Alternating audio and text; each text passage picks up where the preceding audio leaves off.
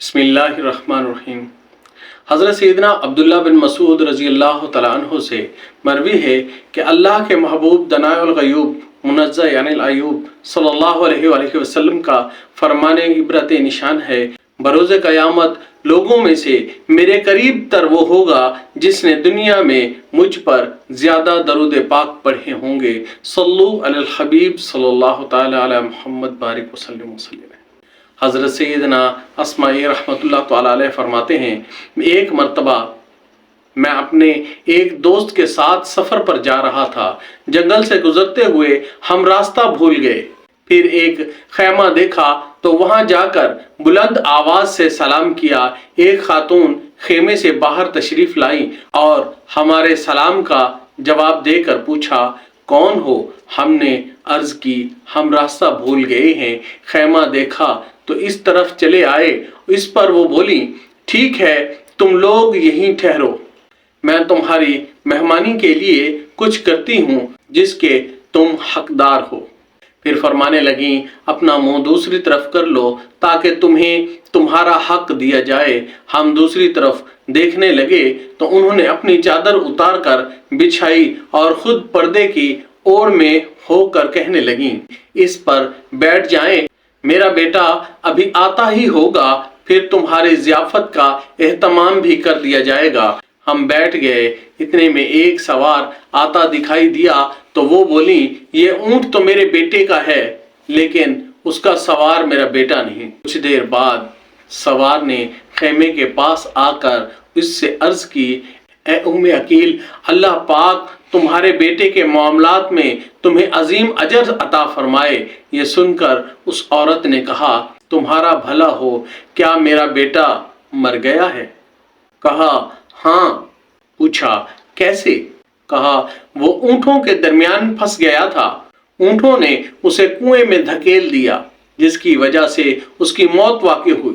بیٹے کی موت کی خبر سن کر وہ صابرہ خاتون نہ روئی نہ کسی قسم کا واویلا کیا، بلکہ اس اونٹ والے سے کہا، ہمارے ہاں کچھ مہمان آئے ہیں، ان کی ضیافت کا اہتمام کر دو، مینڈھا لے کر اسے ذبح کر دو۔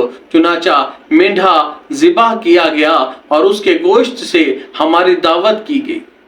ہم کھانا کھاتے ہوئے سوچ رہے تھے کہ یہ عورت کتنی صبر والی ہے کہ جوان بیٹے کی موت پر اس نے کچھ بھی واویلا نہ کیا۔ جب ہم کھانا کھا چکے تو صابرہ خاتون نے کہا، تم میں سے کوئی شخص مجھے اللہ پاک کی کتاب میں سے کچھ آیات سنا کر مجھ پر احسان کرے گا؟ میں نے کہا، ہاں، میں آپ کو قرآنی آیات سناتا ہوں۔ صابرہ خاتون نے کہا، مجھے کچھ ایسی آیات سنائیے کہ جن سے صبر و شکر کی دولت نصیب ہو۔ لہٰذا میں نے سورۃ بقرہ کی درج ذیل آیاتیں تلاوت کی۔ ترجمہ کنز ایمان۔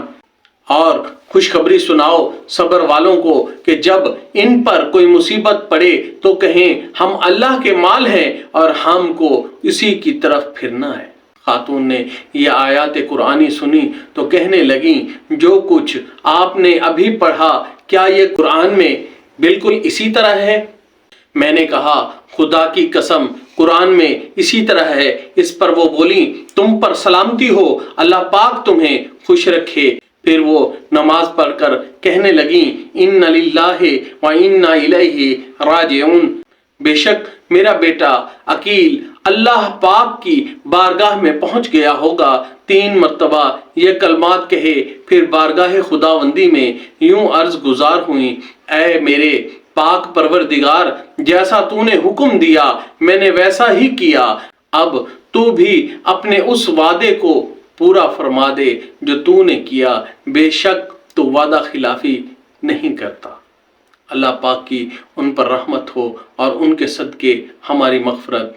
سبحان اللہ، صبر ہو تو ایسا اور یقین ہو تو ایسا۔ یہ صبر کرنے والی خاتون صحابیہ تھیں، نہ علم و دانش سے آگاہ کوئی عالمہ، بلکہ جنگل میں رہنے والی ایک عام خاتون تھیں۔ اگر ان کا یہ واقعہ ہم تک نہ پہنچتا تو ہم ان کی عظمت کے متعلق کبھی نہ جان سکتے۔ اس خوش بخت ماں کی عظمت کو سلام کہ جس نے اپنے جگر کے ٹکڑے کی موت کی خبر سن کر چیخو پکار سے کام نہ لیا بلکہ صبر کیا، اور جب حکم خداوندی معلوم ہوا تو فوراً اس پر عمل کرتے ہوئے نماز ادا کی، اور وہی کہا جو اللہ پاک نے کہنے کا حکم دیا ہے۔ اللہ پاک ہمیں مصائب و آرام پر صبر کرنے کی توفیق عطا فرمائے، آمین بجاہت النبی الامین۔